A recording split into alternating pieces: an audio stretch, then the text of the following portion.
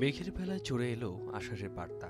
রোদে পোড়া তপ্ত নগরী, ধুলোমাখা পথঘাট আর তৃষ্ণার্ত প্রকৃতি সবকিছুর অপেক্ষার অবসান ঘটাতে আকাশ জুড়ে এখন মেঘের আয়োজন।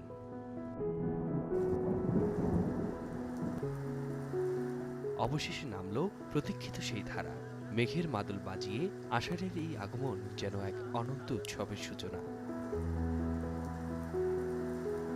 যা মানুষকে মুহূর্তেই ফিরিয়ে নিয়ে যায় শৈশব, প্রেম আর শেকড়ের খুব কাছাকাছি।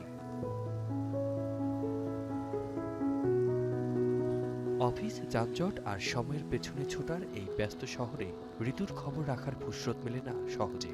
তবু আকাশ ভাঙা জল নামতেই চেনা শহরটা হুট করে বদলে যায়। বর্ষা হলো এমন একটি ঋতু যা জীবনের কথা বলে এবং মানুষের জীবনকে সে সুস্থ করে, শান্ত করে, চমৎকারভাবে একটা পরিবর্তনের মধ্যে নিয়ে আসে।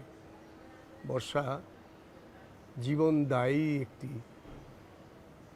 ঋতু। বৃষ্টি হোক আর না হোক, মেঘের লুকোচুরিতে আষাঢ়ের প্রথম সকালে রাজধানীতে ছিল নানা আয়োজন। ভোর থেকেই নেচে গেয়ে বর্ষাকে বরণ করে উদীচী শিল্পী গোষ্ঠী।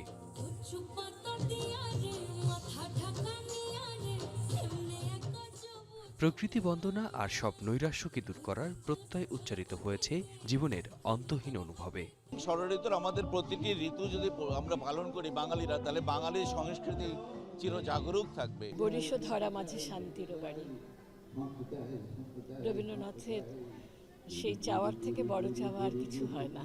এক একটা ঋতুতে এক রকম চিন্তা চেতনায় মানুষ ধারণ করে। বর্ষার সময় আমরা অন্য একটা প্রবাহের মধ্যে থাকি। বৃষ্টির পূর্ব মুহূর্তে যে মাটির যে স্মেলটা পাওয়া যায়, সেটা তো আসলে মানে একটা আমাদের মনের মধ্যে একটা আনন্দের সৃষ্টি জায়গা।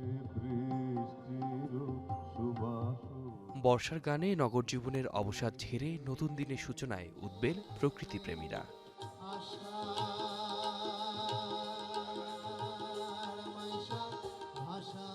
আতিক মেজবাহ লগ্ন, এখন, ঢাকা।